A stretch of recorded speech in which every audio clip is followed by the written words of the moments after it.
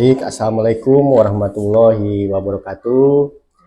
Perkenalkan, saya Aris Risyanto, calon guru penggerak angkatan 11 dari SMP Negeri 1 Sinang Barang, Kabupaten Cianjur.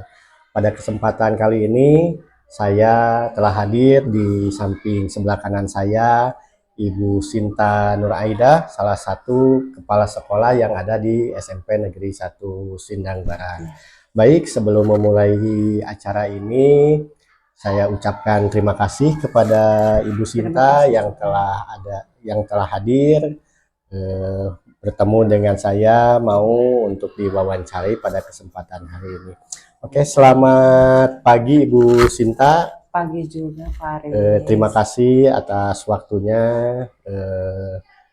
Pada kesempatan hari ini Ibu telah bisa bertemu bersama saya dan mau untuk diwawancarai tentang kegiatan atau terutama tentang keputusan-keputusan yang diambil dari sekolah SMP Negeri 1 Sinang Barang. Baik Ibu, untuk memulai kegiatan ini atau wawancara ini, saya ingin mewawancarai Ibu. Tidak apa-apa ya Bu ya? Enggak apa-apa. Terima kasih. Baik, Ibu selama ini bagaimana yang Ibu dapat identifikasi mengenai kasus-kasus yang merupakan dilema atau bujukan moral? Bujukan moral. Ya. Baik. Biasanya saya kalau terjadi kasus-kasus tersebut, biasanya saya mengidentifikasi kasus dilema etika dulu atau bujuk moral dengan melihat apakah ada dua atau lebih kepentingan yang saling berbenturan, di mana keduanya sama-sama mengandung nilai kebijakan. Misalnya, jika ada konflik antar kepentingan siswa dan kepentingan guru, saya harus mengevaluasinya dulu. Apakah dampak keputusan pada kedua belah pihak ada mempertimbangkan nilai-nilai dasar seperti keadilan, kesejahteraan, dan hak individu, seperti itu mungkin.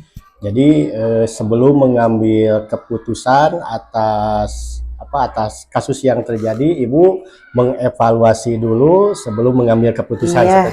Sangat bagus sekali ya Bu ya.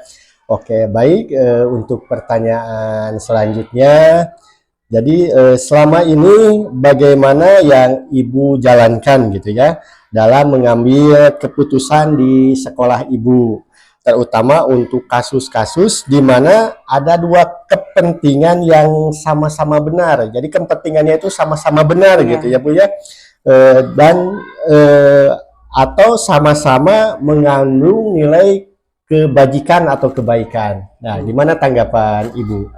Baik, pengambilan keputusan di sekolah biasanya dalam pengambilan keputusan terutama ketika dihadapkan pada kasus di mana kedua belah pihak sama-sama benar. Saya cenderung menggunakan pendekatan musyawarah. Ada musyawarah dulu terlebih dahulu. Nah, setelah ada mufakat dengan melibatkan pihak-pihak terkait utamanya. Saya berusaha untuk mendengarkan terdahulu semua dari kesemuanya. Dan akhirnya bisa mengevaluasi situasi berdasarkan prinsip-prinsip etika dan mencari solusi yang seimbang tentunya. Transparansi dan komunikasi selalu terbuka juga menjadi landasan dalam proses ini. Seperti itu. Jadi baik dalam mengambil keputusan itu Ibu memusyawarahkan dulu dan baru dikomunikasikan. Iya, bagus sekali ya Ibu ya. Untuk selanjutnya Ibu sekiranya langkah-langkah atau prosedur seperti apa yang biasa Ibu lakukan selama ini di sekolah Ibu itu? Baik, langkah-langkah yang biasa diambil, pertama mengidentifikasi masalah dulu dengan pihak-pihak yang terlibat. Yang kedua, mengumpulkan informasi sebanyak mungkin terkait dengan situasi. Yang selanjutnya, yang ketiga, biasanya mendengarkan pandangan semua pihak. Jadi ditanya-tanya dulu bagaimana. Dan yang selanjutnya, menilai dampak dari berbagai pilihan keputusan. Selanjutnya, melibatkan rekan sejawat atau dewan sekolah jika diperlukan. Dan terakhir biasanya membuat keputusan yang didasarkan pada nilai-nilai etika dan kebijakan sekolah seperti itu biasanya. Jadi di sekolah yang Ibu pimpin itu dalam mengambil keputusan itu banyak sekali yang dilibatkan seperti itu ya, iya, Bu, seperti itu ya. Bagus sekali. Selanjutnya Ibu, kiranya hal-hal apa saja yang selama ini dianggap efektif gitu ya Bu ya, dalam mengambil keputusan pada kasus-kasus dilema etika gitu. Baik, hal-hal yang saya anggap efektif, biasanya saya mendengarkan semua pihak secara adil, mempertimbangkan konsekuensi jangka panjang dari keputusan, dan berpegang pada prinsip-prinsip etika tentunya yang jelas. Kolaborasi dengan guru dan orang tua dalam menentukan solusi juga sangat membantu dalam permasalahan ini. Jadi kolaborasi antara guru dan orang tua itu sangat berperan sekali ya Bu ya dalam mengambil keputusan. Oke. Baik Ibu, pertanyaan selanjutnya, hal-hal apa saja yang selama ini merupakan tantangan bagi Ibu ya? Tantangan dalam mengambil keputusan pada kasus-kasus dilema etika. Tantangannya yaitu yang utama dalam pengambilan keputusan adalah ketika keputusan yang diambil mungkin tidak bisa memuaskan semua pihak. Terkadang ada ketekanan dari berbagai pihak yang menginginkan hasil yang berbeda tentunya. Dan saya harus memastikan bahwa keputusan yang diambil tetap berdasarkan nilai-nilai etika dan kebijakan sekolah meskipun itu tidak populer lah begitu. Jadi Ibu punya cara tersendiri gitu dalam mengambil keputusan. Tentunya diambil yang terbaik untuk semuanya ya. Oke, terima kasih Ibu. Baik untuk pertanyaan selanjutnya Bu, apakah Ibu memiliki sebuah jadwal gitu ya Bu, atau jadwal tertentu dalam sebuah penyelesaian kasus dilema etika? Apakah Ibu itu langsung menyelesaikan di tempat gitu setiap permasalahan yang ada, atau memiliki atau mengatur jadwal dulu gitu ya Pak untuk menyelesaikannya? Bentuk atau prosedur seperti apa yang kiranya Ibu jalankan gitu? Baik, biasanya yang terkait dengan penyelesaian kasus, saya lebih memilih untuk segera mengambil tindakan. Segera gitu, segera mungkin. Tetapi jika situasinya membutuhkan lebih banyak waktu untuk dianalisis atau melibatkan banyak pihak, saya akan menjadwalkan pertemuan lanjutan untuk mendiskusikan solusi yang paling tepat untuk menyelesaikan masalah ini. Proses ini bisa bervariasi tergantung pada kompleks kasus yang dihadapi, sulit atau susahnya begitu. Jadi dalam mengambil keputusan itu sulit atau tidak, tetapi secara cepat dan tepat Ibu selalu mengambil keputusan. Bagus sekali ya Ibu ya. Baik, selanjutnya Ibu, adakah seseorang atau faktor-faktor apa yang selama ini dapat mempermudah gitu ya Bu ya, atau membantu Ibu dalam mengambil keputusan dalam kasus-kasus dilema etika gitu Bu? Baik, sumber bantuan dalam pengambilan keputusan biasanya datang dari pengalaman pribadi sih. Panduan kebijakan sekolah juga, dan diskusi dengan sesama rekan kerja atau atasan. Dukungan dari guru senior atau tim manajemen sekolah juga sangat membantu dalam mempertimbangkan berbagai aspek dari kasus dilema etika ini. Jadi semua keluarga besar yang ada di sekolah Ibu terlibat dalam mengambil keputusan ini. Bagus sekali ya Bu. Pertanyaan terakhir kiranya ya Bu ya. Dari semua hal yang telah disampaikan oleh Ibu ya, khususnya dalam pembelajaran apa yang dapat Ibu petik dari pengalaman Ibu dalam mengambil keputusan dilema etika? Baik, Pembelajaran terbesar yang saya dapatkan dari pengalaman ini adalah pentingnya keseimbangan antara rasionalitas dan empati dalam mengambil keputusan, dan tidak hanya tentang membuat keputusan yang benar menurut aturan, tetapi juga memahami dampak terhadap individu yang terlibat, dan pengambilan keputusan yang melibatkan musyawarah dan pertimbangan mendalam seringkali menghasilkan solusi yang lebih baik dan dapat diterima oleh semua pihak, seperti itu. Ya, jadi pada dasarnya intinya Ibu kembali lagi kepada proses musyawarah gitu dalam mengambil keputusan. Ya, seperti itu. Bagus sekali ya Ibu ya. Terima kasih Ibu atas wawancara pada kesempatan hari ini. Sekali lagi saya ucapkan terima kasih.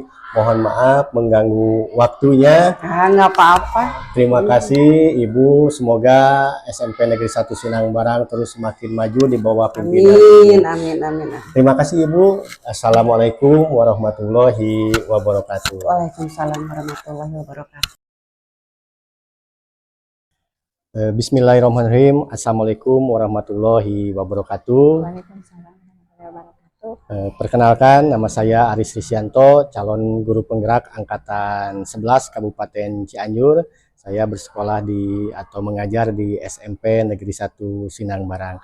Saat ini saya melaksanakan tugas calon guru penggerak modul 3.1. Di hadapan saya telah hadir atasan saya, Ibu Nurjana. Beliau Kepala SMP Negeri 5 Sinangbarang yang insya Allah akan siap diwawancari oleh saya. Assalamualaikum Ibu. Waalaikumsalam warahmatullahi wabarakatuh. Baik, sebelumnya boleh memperkenalkan diri Ibu. Assalamualaikum warahmatullahi wabarakatuh. Perkenalkan saya Nurjana sebagai Kepala SMP Negeri 5 Sinangbarang. Baik, terima kasih Ibu. Sebelumnya saya meminta maaf mengganggu waktunya sebentar untuk mewawancarai tentang keputusan-keputusan yang ada di sekolah Ibu. Tidak apa-apa ya Bu ya? Oke. Baik Ibu, untuk mengefisienkan waktu kita mulai saja.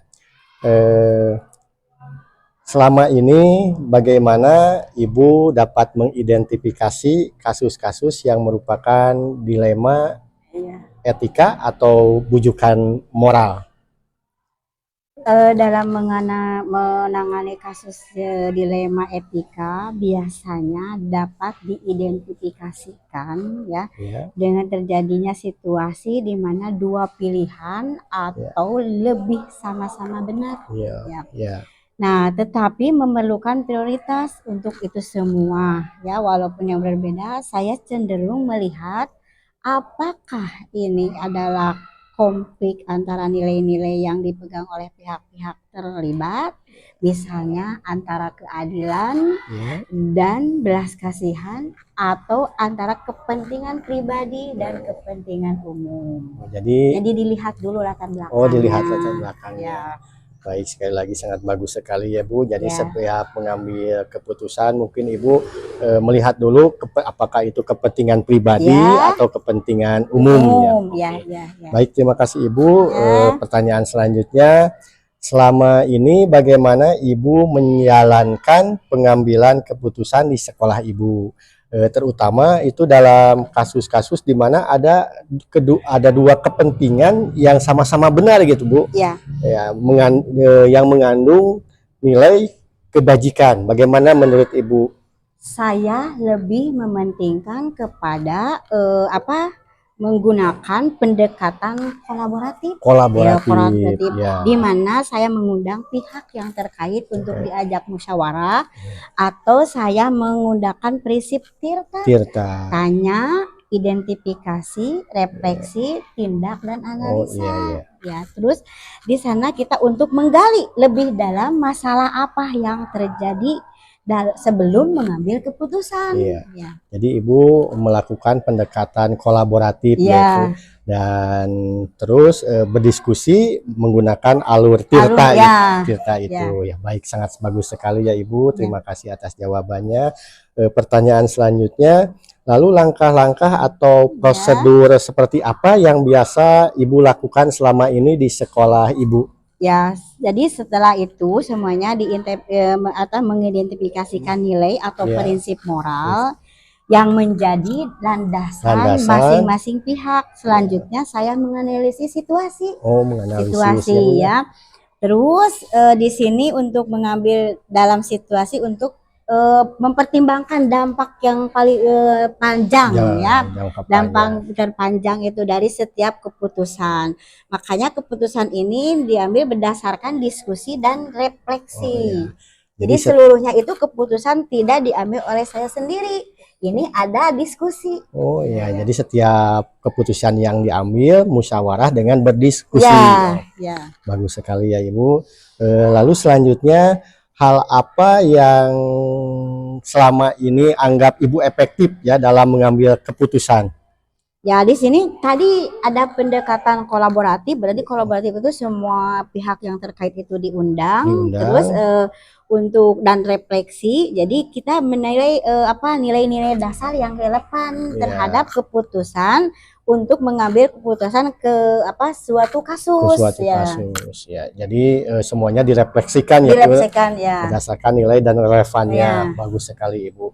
Lalu selanjutnya, hal apa saja yang selama ini menjadi tantangan Ibu dalam pengambilan keputusan? Jadi tantangannya gimana Bu nih? Tantangannya itu adalah pihak-pihak yang terlibat itu dirasakan kaku. Kaku ya. Kaku dalam sehingga kita istilah daku dalam pandangannya dan kita ini enggan untuk mempertimbangkan perspektif lain. Maka kadang-kadang atau keterbatasan waktu. Jadi menjadi kendala untuk ini memutuskan suatu masalah. Jadi ada suatu kekakuan dalam mengambil keputusan. Terus keterbatasan waktu. Oke, baik Ibu, terima kasih. Selanjutnya Ibu, apakah Ibu memiliki jadwal tertentu dalam sebuah penyelesaian kasus ya Bu? Apakah langsung menyelesaikannya di tempat gitu Bu, atau memiliki sebuah jadwal untuk menyelesaikannya gitu? Nah, jadi kita melihat dulu kasus itu. Apakah itu kasus itu harus kita selesaikan lebih dini? Kalau tidak, nah apakah itu kasus itu harus dijadwalkan karena harus mengundang orang-orang yang terkait. Karena saya di sini sebagai pimpinan tidak bisa otoriter untuk mengambil suatu keputusan. Wah, sangat bagus sekali ya Bu ya. Jadi segala sesuatu itu diambil berdasarkan musyawarah bersama gitu ya Bu ya. Baik Ibu, pertanyaan selanjutnya, adakah seseorang atau faktor-faktor yang selama ini mempermudah Ibu dalam mengambil keputusan gitu? Ya, faktor yang mengambil keputusan terutama kita ini berarti kita ajak bicara dulu rekan kerja kita. Rekan kerja kita. Terus rekan yang di sekeliling kita, terus manajemen sekolah itu yang paling mendukung. Jadi semuanya itu dipinta pendapatnya, tidak untuk istilahnya pendapat sendiri. Apa yang terbaik jalan keluarnya supaya solusi itu terbaik untuk semuanya. Jadi ada keterbukaan dan komunikasi dan transparan. Wah, bagus sekali Ibu ya. Berarti dukungan dari rekan-rekan itu sangat diperlukan sekali ya Bu ya, dan supaya masalah itu mudah untuk diselesaikan. Ya, bagus sekali. Pantas saja saya berbicara dengan teman-teman saya di guru-guru yang lainnya. Kepemimpinan Ibu itu sangat benar-benar sangat dihargai oleh mereka. Terima kasih. Baik Ibu, pertanyaan terakhir ya Bu ya, dari semua yang telah disampaikan oleh Ibu tadi, pembelajaran apa yang sekiranya dapat Ibu petik dari pengalaman Ibu dalam mengambil keputusan? Pelajaran yang kita bisa ambil bahwa dalam mengambil keputusan itu tidak bisa sendiri, kita harus berkolaboratif dengan siapapun yang terkait. Terus supaya ada prinsip moral yang terkuat di sekolah ini. Terus kita istilahnya refleksinya lebih mendalam ya, supaya itu netral, tidak memihak salah satu ya. Jadi kita mencapai solusi tanpa mengorbankan nilai-nilai yang utama. Ya, jadi keterlibatan dari berbagai pihak. Ya. Oke, Ibu sangat bagus sekali. Terima kasih atas waktunya. Sekali lagi saya mohon maaf apabila ada kekurangan dalam hal ini. Mohon maaf mengganggu waktunya. Terima kasih. Baik, demikianlah wawancara saya bersama Ibu Nurjana, salah satu kepala sekolah di SMP 5 Sindang Barang. Sekali lagi saya ucapkan terima kasih atas waktunya. Terima kasih Ibu sekali lagi. Sama-sama. Baik, terima kasih semuanya. Biar taufik wa hidayah. Wassalamualaikum warahmatullahi wabarakatuh. Waalaikumsalam warahmatullahi wabarakatuh. Sami.